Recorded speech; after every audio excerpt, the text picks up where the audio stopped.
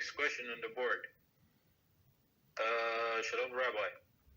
In this past parasha, Vayeshev, how could Tamar have thought that someone like Yehudah, considering his stature, would even possibly consider sleeping with a harlot?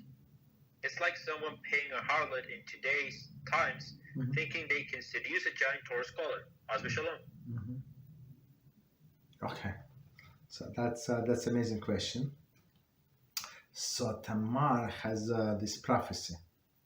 So this prophecy that somebody big, like a king of Israel, should come from her and from Yehudah, from that family, basically. You understand? So she, in her mind, it was a holy cause. And actually, in another class, I had exactly this piece, just to summarize what we said there. That's our approach. Our approach. The chance that Holy Yehudah come to the prostitute, like, was close to zero. You understand? Close to zero. But it's general approach when you have some holy intention in your mind, and she has she's the holiest and purest woman, this Tamar, right? That's how we see her. You understand? So, and she had this purest intention to bring Mashiach to the world, to bring the dynasty of the Jewish kings, right? It came from her descendants, right? From her children.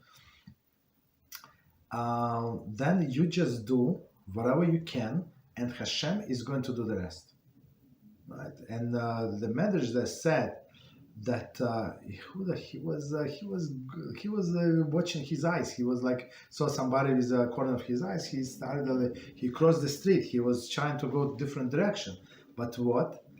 Hashem said angels, they force him to do what needs to be done. Like he did not want to, like, of course. So I don't remember exactly the what was the answer. Of course, our sages right away ask, right? Of course, how about the free choice? So it looks like if he was forced, right, that he had not a free choice, right? Very interesting question. So they say, yes, so sometimes Hashem has to withdraw this free choice for a betterment of the world.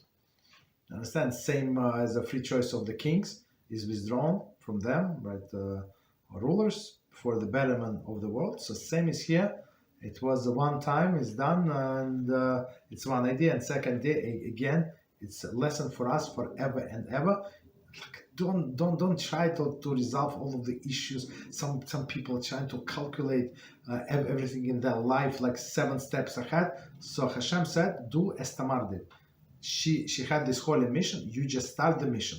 And remember that outcome is not up to you. Not up to you. If Hashem decides that it's a holy endeavor and it should be blessed, it would be blessed. If not, doesn't matter how much you try. Understand? That's what her intention. Right? So little Tamar, little us. No, not little. She was a giant. Right? In little us, we have to do what we must do. And remember that Hashem is in charge of the outcome. That's the answer.